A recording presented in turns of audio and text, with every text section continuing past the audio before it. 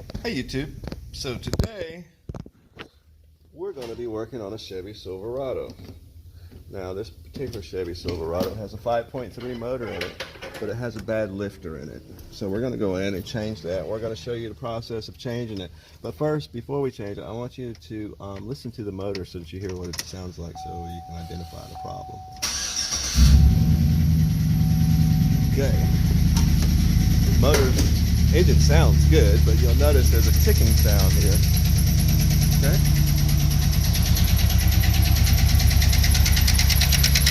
See that?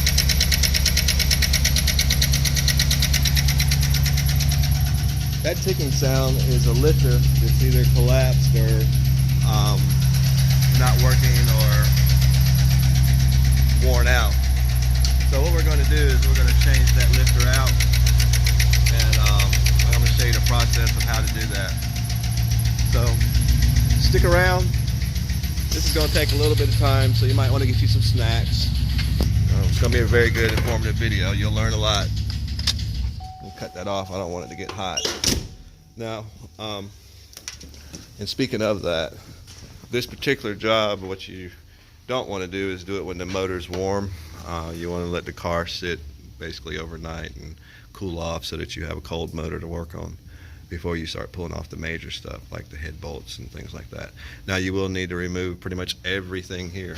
Okay, first step you're going to remove, of course, is the top cover, which comes off, and then you can see down here pretty good, a little bit better.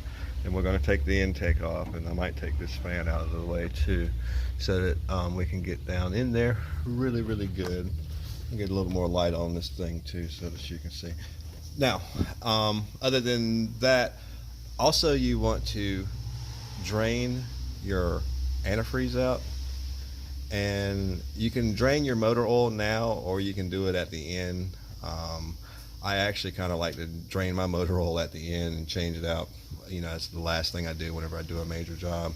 You know, some people want to drain it out before, but you know, I drain it out at the end because when stuff falls down in it, the oil will capture it and hold it, and as you drain the oil out, it'll pull any type of contaminants out. So I like to do that at the end. Just a little helpful tidbit for you. But on this job, like I say, you will need to remove the valve cover, the exhaust manifold, cylinder head, the intake manifold. Yeah, it's going to be a fun job, so stick around, and we're going to get started on it shortly. We'll drain our fluids out, and then we'll get right to it. Take this other stuff off, this plastic stuff, so that you can see, and we'll be right back. After we drain our fluids, we'll want to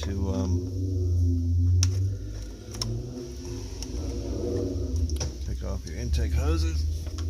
A flathead will do. If you don't have a flathead, you can use I think it's a 10 millimeter, 8 millimeter in there. All right, after you loosen that, basically you'll pull forward a little bit. That comes off. Also, you'll notice you have this tab here. You'll need to lift up on this tab, and then you can pull the whole thing forward and remove it out of the way. All right, so the hose here, you'll pull and slide this hose out on this side, remove that tab there, pull this whole piece forward, and you can disconnect it there or you can disconnect it here, whichever end is easier for you. And you'll pull and remove that whole piece and sit it out the way. You have that piece out of the way. Now you have full access, well, you have better access to the motor. The next step we're going to focus on will be removing the intake manifold and taking the wire connections off. So we'll go ahead and pull this one. Basically pinch here, pull. Also, you want to disconnect your battery to this point because you will be disconnecting the alternator wire, and you don't want to have any hot sparks or anything like that to interfere or cause you any problems. So we'll go ahead and disconnect all the wiring harness. I won't be able to film and disconnect because it takes two hands to get some of these wiring harness pieces off. We'll go ahead and disconnect the wiring harness, and then we'll focus on removing the intake manifold. Very back, you'll notice there's a plug right there. That's for your fuel injector. In the back, you'll need to remove those.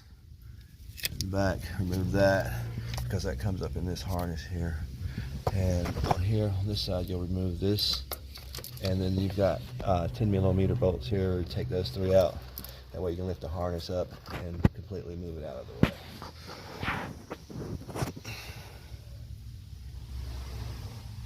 And also, since you'll be removing the coil packs and the valve covers, go ahead and disconnect your coil pack connectors as well.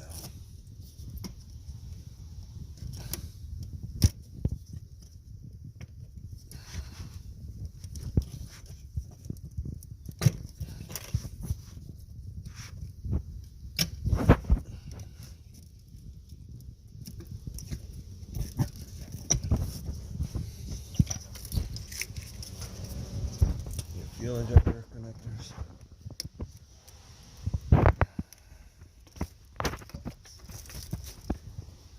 Because again, all of this stuff is going to be removed, so you have to disconnect all of it.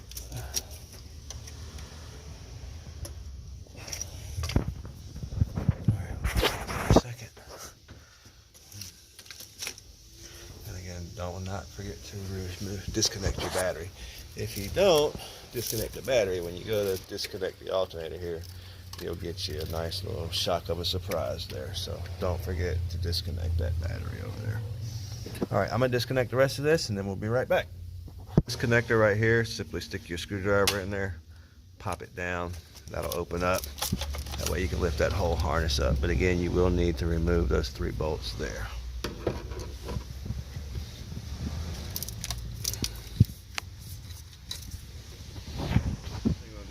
Is take some stuff out of the way to get down to that over there, and we want to start this by removing the intake manifold here, and then we'll also remove this alternator too, because there's some bolts down there you need to get to. But like your water pump, stuff like that, that can stay where it is. I've already started disconnecting the wire connector, so we'll pull that off and then I'll let you see what it looks like once that's removed. And then once we do that, we're going to go over to the valve cover and take that stuff off. So look at all that stuff, break it down, and then you'll have a better view of what it was. You'll have a better view of, and you'll also have access to the lifters that we're going to be changing. Have our intake manifold removed. Now you can see the valley there. And we'll clean all this stuff out as well, and we'll also put new gaskets down in there or whatever. We're putting this thing back together. The intake manifold, as you see, is there. And once you remove the bolts, just simply lift it up and out of the way. We'll remove our valve cover bolts. We've got a valve cover bolts removed, and once you remove that, then that gives you access to your valves right there. All right, next we'll take our rocker arms out. Now that we have our valve cover removed, we'll take these rocker arms off. I've got them loosened up, but one thing I want to do before I take them out is I mark them, and that way I can keep them in order. All right, just like with this box, I'll show you what this will be used for. I've got it marked, you notice 1 through 8. I'll mark my rocker arms 1 through 8 so that when I'm putting it back together, that these go back in the same place where they came out of. All right, so we'll take these loose. I've already got the screws loose, so and I already marked this one. So these simply just unscrew here. All right, and then once you, again, I already unscrewed these with a wrench so that I can show you this to speed this up a little bit. But anyway, you unscrew them, then you take them out, set them off to the side. You see how you got, I have that one marked 1, I'll mark that one 2, 3, 4, and so forth and so on. And then that gives you exposure to your push rod. So pull all these out of the way, and then once you take all these out of the way, you'll be able to get down to your push rods.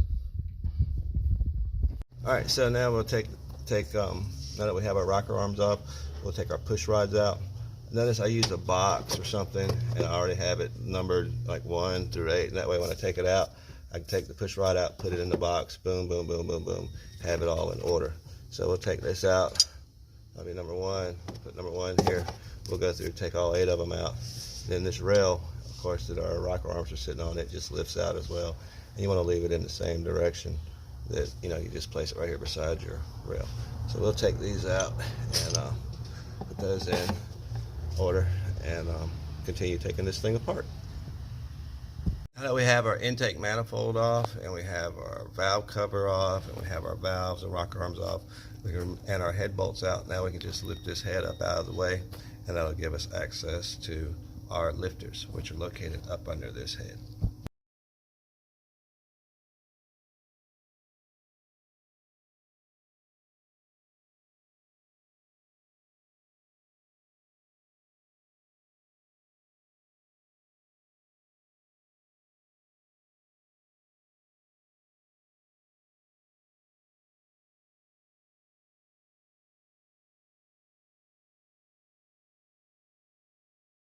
So now that we have the heads off, we have the intake manifold off, you'll notice that we have exposure to your pistons now. As you can see, we got some combustion buildup there. So what I like to do, I like to clean all that old carbon and scale off. And also on this particular job, even though we only had the indicator on cylinder 1, well on cylinder 2 for the issue of the lifter, when you have the head off, if you're going to do, you know, 2 on one side, you may as well go ahead and just replace all of them. You know, that makes sense. You know, they're all going to have mileage on them. They're all going to be worn. And these things, you know, can go bad, and it'd be pretty bad if you go through this whole job and just replace, you know, the 2 that said they were bad and don't replace the others, and then, you know, 5, 10, 20,000 miles later, next thing you know, boom. Now you got more bad stuff. So go ahead and replace all of those lifters, and it'll make your life a whole lot easier. Now to remove that lifter, it's going to be real easy. You got this bolt here, 10mm bolt. You remove that, and then you'll pull this whole tray up. Okay, so let me get that out, and I'll show you what it looks like.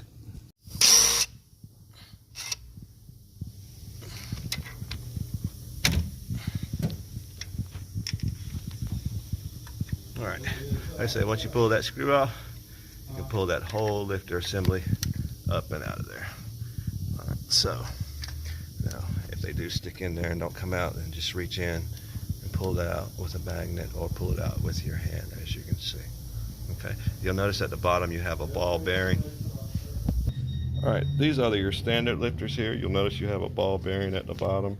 Okay, this is an oil lifter, so it does use oil pressure to build up.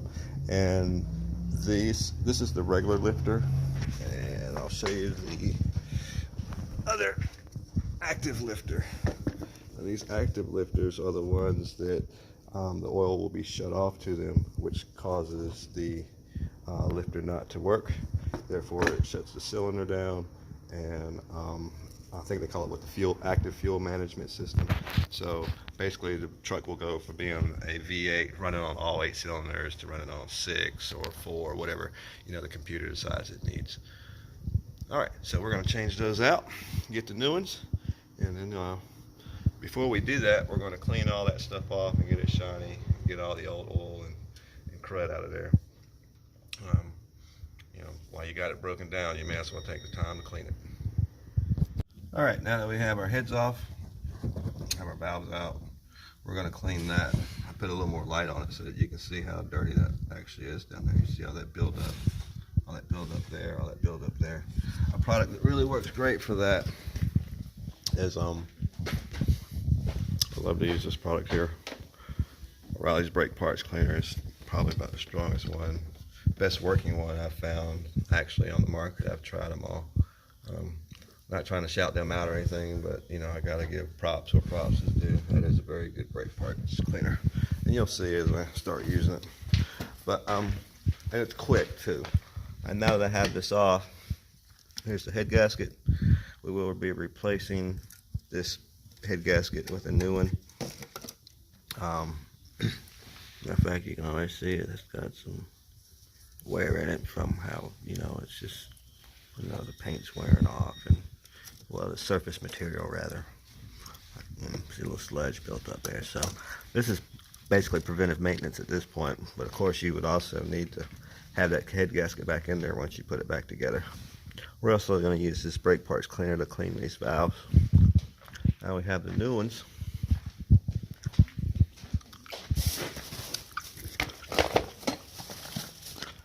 Milling, and it doesn't say where these are from. Alright, so we'll install those. Now, one thing about installing those, when you do install those, you want to make sure that you install it with the oil hole facing inward. Okay, just like you have it pulled out, make sure that oil hole is facing inward. Alright, you'll notice on the other side of this, if I can get this out, I'll just flip it. The other side, you notice, doesn't have the oil hole. Okay, so these will slide out of this holder here. Gently pull them out. Okay, and put the other ones in gently. I like to mark things, 1, 2. Also, you'll notice that they're notched there, and this one's notched here, so that once it goes back in, it goes in a specific place. And one last thing with the new ones, you'll notice that when they come out of the box,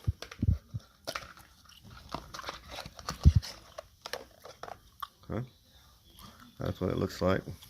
That's the non-active, and this is the active. Now what I would do, what I like to do, is take these and put them in some oil and let them pre-lube themselves. Okay. And that way when you stick them, notice the hole. No hole on that side. Hole on that side. Okay. Same way here on that one. With the whole side facing in. Alright. So I'll let those sit in some oil while I'm cleaning up this block. We'll also clean off the head, and then we'll put this bad boy back together.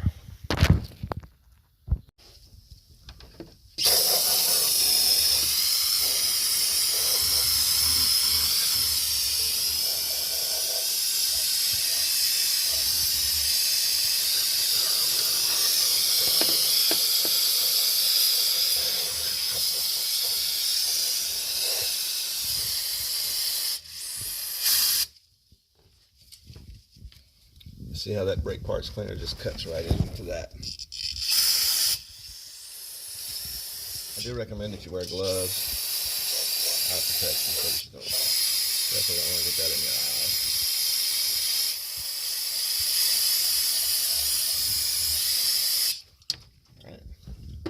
Alright. Then we'll finish off with a brush.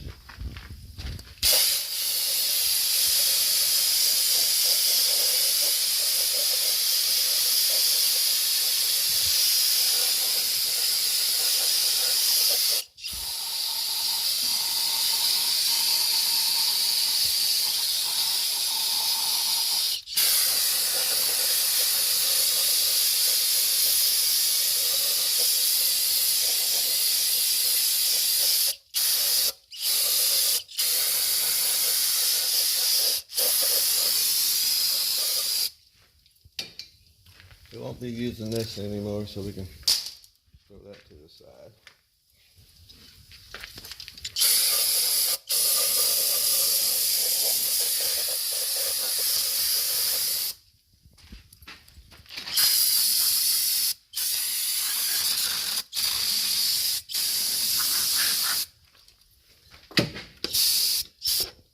All right.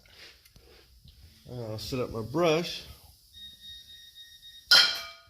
We can knock the rest of that on out.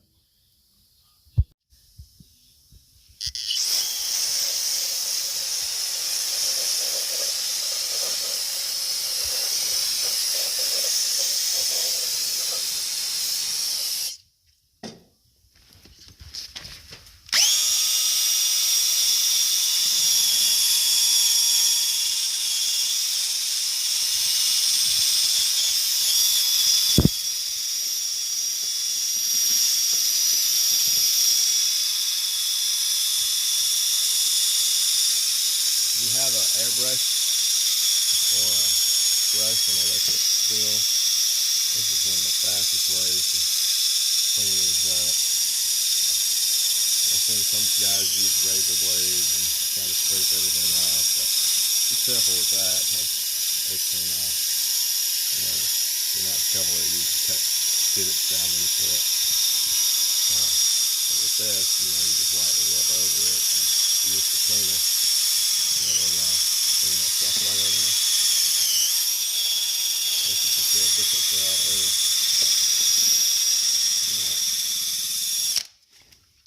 I'm going to clean this up some more and get this prepped so we can get it back together.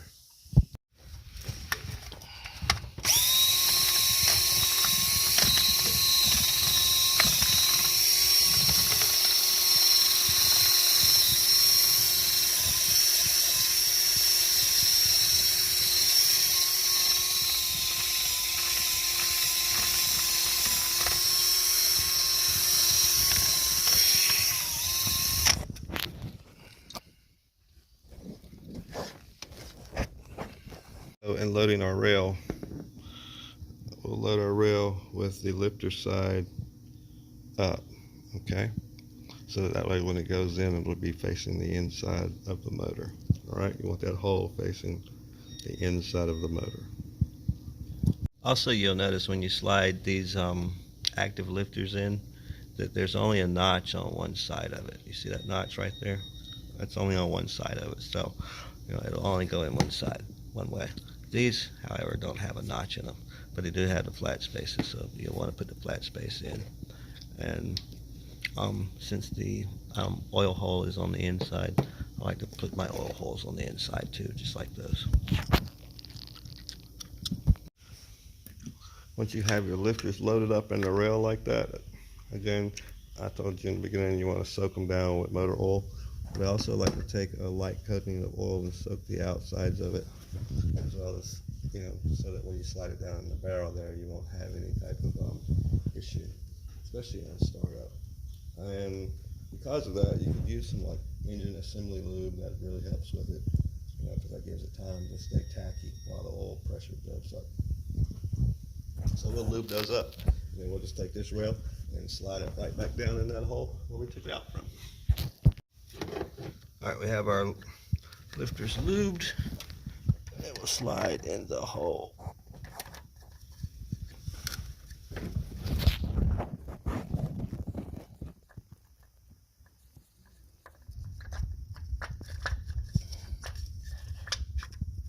That real simple, easy.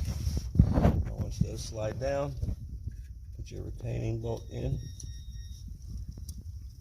torque it down. Can't remember exact specification for the torquing of that bolt. It's probably no more than 10 pounds or so. I'll look that up for you later. Let's see. But you don't want it so tight that you break that plastic. So we're going to do the same thing for the back half. And then next after that, what you want to do is blow out all your holes, because when you put your new head gasket on there, you want your holes to be cleaned out. Any type of fluid down in those holes down there will throw off your torque reading. And also make sure you use new head bolts too. So, all right, so we've got our first set in, and that's what it'll look like after you have that in. We'll put our back set in, then we can place our head gasket, and we can place our head, and we can go ahead and start putting this bad boy back together. All right, so we have our new lifters in the front, and new ones in the back. Now we can tighten that bolt down.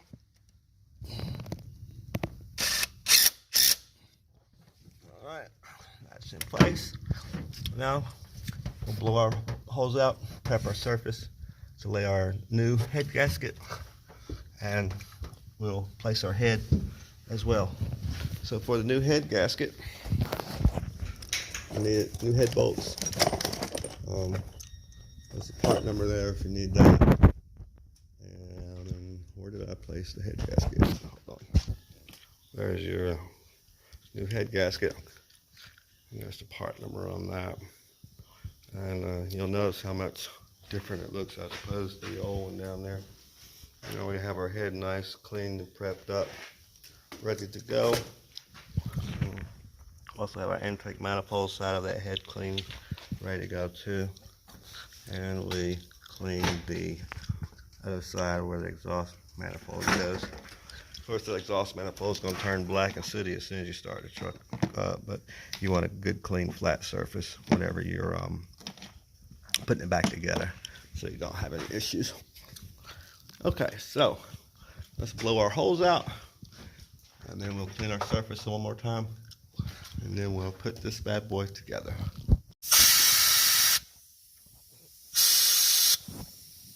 There's a quick, easy way to clean the hose out. Without any debris, any type of moisture.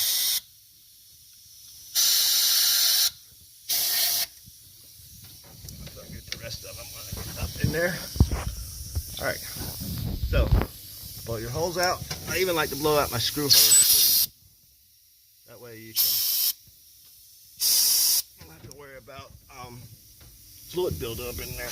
And you see how, as I'm spraying in there with the air, the cleaner I was using actually got into the bolt hole. So.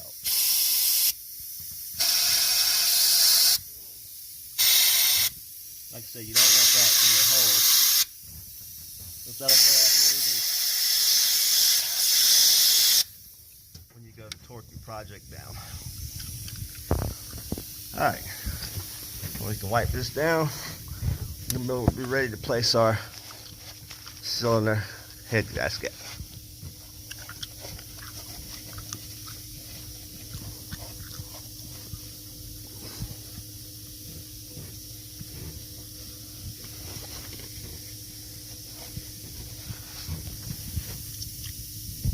So you'll notice on here that piece right there says front. Make sure that is cored toward the front of the head that's going on the motor. Matter of fact, you'll see that hole right there, so you want to match that hole up with that. Okay. So on this particular motor, the tabs are left in the head. I like to pull these tabs out. If that ever happens to you, pull these tabs out and put it down in the block, because what that does is actually hold the head in place, and it does a better job when it's on the block of the motor. So we're going to pull these out and place them down on the head. That way it'll make it easier for seating the head. That's the way it should look when you have your head gasket on there. And you notice it has all the holes are clear for your bolt holes as well. Alright, now that we have our tabs in place, you'll see that tab's there and that tab's there. You place your head gasket on. That head gasket will be held in place. That's the way it should look. Most importantly, as you notice, it says front right there. And the reason it says that is because there's a hole there that's needed, and that way it'll line up with all the holes. Now after that is placed, you can place your head back down. I think I'm going to clean this out a little bit more with some cleaner first before I place it down. But notice we have it clean and ready to go. And we'll torque that down. There's a certain torque sequence for those head bolts. And I'll be giving you that in just a second. Alright, so the surface of our head is ready. Everything's good and clean. I've got our head gasket in place. And we'll take this head and place it on there. Can't videotape and place that head because it'll take two hands to do that. So I'll place that head, and then we'll come back and talk about the torque sequence. And like I said, you will need new head bolts for this as well. So let's get that head on there, and then we can torque her down. Talk more. All right, now we have our head on there. We'll place our bolts in, and we'll torque those down accordingly. For this particular application, you'll notice you have the larger bolts that go into the head. You have these go into the top ceiling part of it. I'll give you the torque specifications in just a second. Here's the tightening sequence here, the torque specification, and here's the sequence here. Okay, we go 1, 2, 3, 4. Of course, you can see the order. Once you do it, you're going to start in the middle and work your way out. Here's the torque sequence here. Tighten the bolts 1 through 10. First pass is 22 foot-pounds. Then you want to go and do a second pass at 90 degrees. And then you want to do a third pass at 70 degrees. And then finally you want to do the smaller metric 8 bolts, 15, 13, 11, 12, and 14. You want to tighten those to what does that say, 22 foot-pounds. Begin with the center bolt and alternating side to side and working your way out. So you'll start with 11 and you go to 12, 13, 14, 15. All right, so we'll torque that down and how we can continue with the rest of the assembly.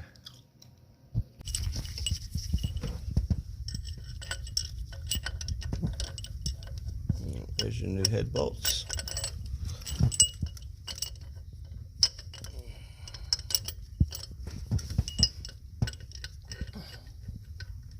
And I like to take mine and tack them down just hand tight, you know, and then I start off the torque. That way I know I have my head evenly down. Sometimes I'll even tighten them all the way down and then untighten them and then retighten them by hand just to make sure I've got the head placed flat down on the block. This is an aluminum block and aluminum head, so the torque sequence is going to be a lot different from a cast iron block and head. And of course the torque numbers aren't going to be as high. Alright, when you're torquing your heads on the first pass, you want to start number 1, follow the sequence I showed you, and the first pass is 22. Basically you use your torque wrench and you'll tighten it until you hear it click. Now for those of you who have an electronic torque wrench, you'll tighten it until it beeps or flashes or whatever your electronic torque wrench does. But you will need a torque wrench for this step, as you can see. This is a new swivel torque wrench that I got. I really like that. Might want to look into investing in one of those if you don't have one. Alright, we'll go through all those, torque them down. The next sequence after you torque those bolts down to 22 foot-pounds is you want to, what I like to do is mark them, and then we're going to go and we're going to tighten them at an additional 90 degrees, and then we go at an additional 70 degrees as described in the manual. You'll notice that now we have our bolts painted. You see that white line going down through there? Alright, so what we want to do is we want to turn these bolts an additional 90 degrees. Okay, and then we'll turn them after we finish that sequence an additional 70 degrees. That paint will help you identify. If you don't have the gauge where you can, you know, the dial gauge, it will show you 90 degrees. Of course, you should know what a 90-degree angle is. It's a right angle. So basically you want to turn your wrench to the right angle. So if it was here straight, you want it here straight, so that you have a 90-degree angle. And that paint will help you identify it. When these are at a 90-degree angles, then guess what? That mark will be turned the opposite way. It'll be laying flat instead of horizontal. And then you'll go through and turn it another 70 degrees. So we'll get this first sequence done, then we'll go back and do the second sequence. After you get your 90-degree torque on there, the next torque angle you want to do is a 70 degree. And you'll notice I've already done these. This one I haven't done, that's why the line is still perpendicular. We'll parallel here. Well, you know, it's running sideways. But once I turn it, let me zoom in so you can see. Once I turn it, this line will be actually almost straight, because we're not going a full 90 degrees, we're going to go 70 degrees. That's why you see that line there isn't quite straight, or any of those other lines over there aren't quite straight, because it's only a 70-degree turn on your second torque. All right, so we'll finish torquing that down, and then we can move on to the next step.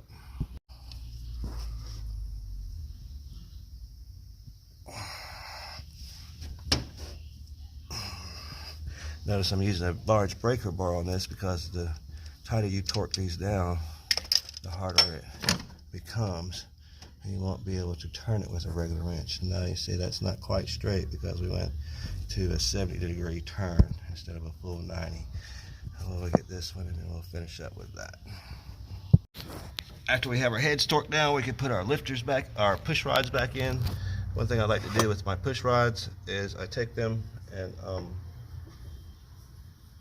I put them in some type of lubricant or engine assembly lube. You don't want to put those in there dry, it could damage them. damage the surfaces of them, because as you see, there's just a little hole there, and that's a polished surface, so you don't want to damage it. So you need some oil and antifreeze for that BMW. What power to improve, man? Yeah, lubricate that. Those and put those in, and they just slide down in the hole, and you'll feel it make contact with the lifter as you're pushing it down. All right. After that is in there, then this rail is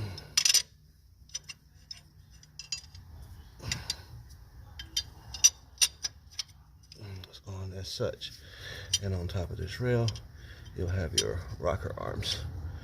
Okay, now we're putting these back together, and let's remember earlier we had them all marked, so we got them all marked. Put them back in, and I like to start my bolts by finger tightening them, especially these. You don't want to mess around and strip this out, so finger tighten as much as you can before you put your wrench on there. Make sure it gets a good start on it, and then you'll tighten the rest of it down with your wrench. Also, find out what your torque is. I'll go look at what that is for these, and you want to torque those down accordingly. When you're tightening these down, they will get tighter, and you will notice that these valves will start opening up depending on the position of the lifter and the cam that's down in there. All right, so we'll get our wrench and we'll tighten those down, and then we can put our valve cover on and finish this job up.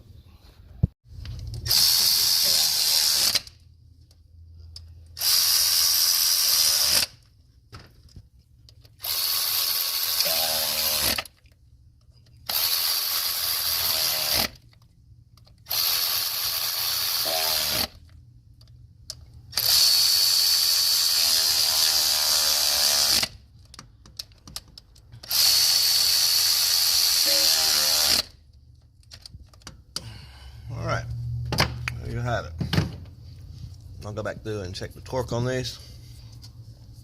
Boom, boom, boom, boom. Everything's nice and tight. You don't have anything moving around. Exactly what you want. And then once the motor starts running, it will get even tighter. Okay. Those are down. Now we can add our valve cover and button this job on up. The thing I want to show is the new intake manifold gaskets. They have made an improvement on the intake manifold gaskets. This is the old gasket here, and you'll notice it's plastic, and of course it has the little silicone there. Over time, what happens is that gets weak and brittle, and it will cause all types of air leaks. So they've made an improvement on the intake manifold gasket, which is this new metal and rubber piece. And that holds up a whole lot better than this plastic. This plastic, over time, I've seen it, it'll crack somewhere and it'll be sucking air in, and you'll get like all type of codes and be like, well, why can't, what's going on with this car? And you know, why can't I figure it out? Why can't I find the air leak? And it'll be this little gasket here. So if you don't do anything else, one of the improvements that you can do on a Chevrolet 5.3 is change that intake manifold gasket. It'll save you a lot of problems down the road. All right, so now that once we have our heads and stuff on, then we can put our intake manifold gasket back on and button this up. And the rest of it's pretty much straightforward. We're just going to reverse of everything we did in taking it off. So the main thing that I want to show you about the lifter is done. If you have any questions or comments, please subscribe, please chat. I left some stuff out on here because the main thing, you know, it was the lifter thing, you know what I mean, and that was the main thing I wanted to show you. So I want to hurry up and get this thing shut down, because as you know, there's other cars waiting, and of course with the current thing that's going on in the economic field, I really don't want to be out here working too much in the public. So everyone, please be safe, and you know, while we're on lockdown, go for a project, do a project, you know. Do something. Don't stay in the house, be cooped up all the time. Oh yeah, one last thing I forgot to tell you. These right here, you want to torque these down to 22 foot-pounds. All right, that's just a single sequence. Go through there and torque those down to 22 foot-pounds, and you should be good on that. All right. Any questions, comments, please post, chat, subscribe, and thanks for watching. I may film a little bit more of this stuff to show you some more things about it. But other than that, it's pretty much done at this point. All right, have a great day, YouTube. Right, now we have our head valve cover gasket on, valve cover on. We'll put our intake on, and we are done. All right, now that we have this thing back together, the last step that I was going to say is you want to change your oil. And after changing your oil, you will need to add fresh antifreeze. From where you drain that out. This thing's a little tight on here. I get some pliers to get that open. But change your oil and antifreeze, and then that will be the completion of the job. So, and in a minute, we'll start this bad boy up and let you hear it running properly.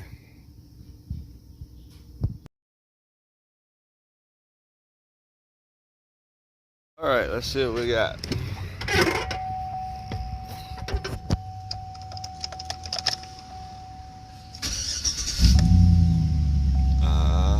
Listen to that. No more ticking.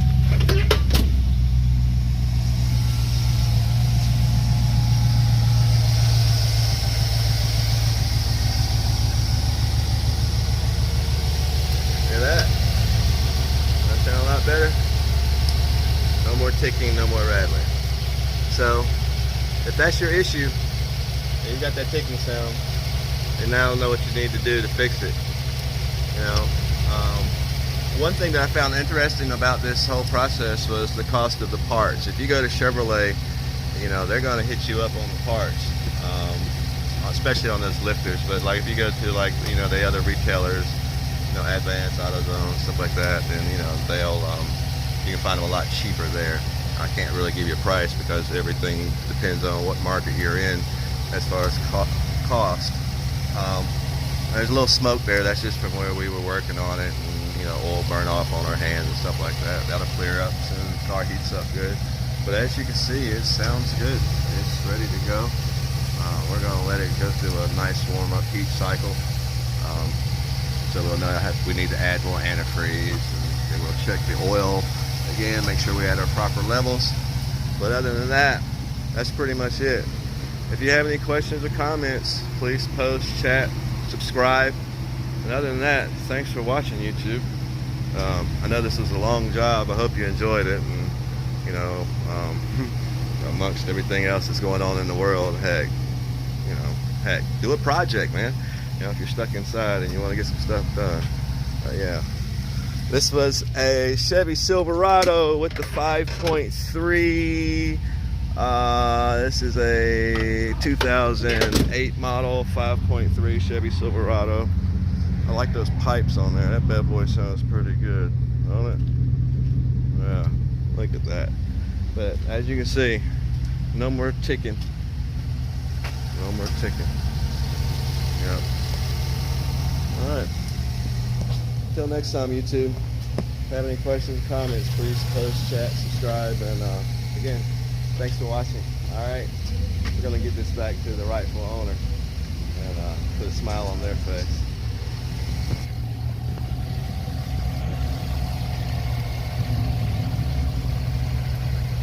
So, as I was saying before, the reason for that job was a collapsed lifter. And now that the job's done, you hear the truck's running great. I wanted to go back and show you what that collapsed lifter was. All right, as you can see here, you notice how that is so much shorter than this one, and this one. And what that did was it allowed there to be play in the rocker arm and the push rod. Okay, so as it was not quite pushing all the way up, then instead of it having close contact, moving like so, now you've got this throwing effect. All right, so that's the reason for that. And like I said, because you have to go through so much to get to it, I recommend replacing all of these. Okay, that way you're not playing a guessing game, because yeah, you might replace this one today, but who knows, that one, or that one may fail because they were all originally installed in the motor at the same time, so they all have the same mileage on them. So just wanted to add that for you that had a few more questions about this particular job. If you have any questions or comments, please post, chat, subscribe.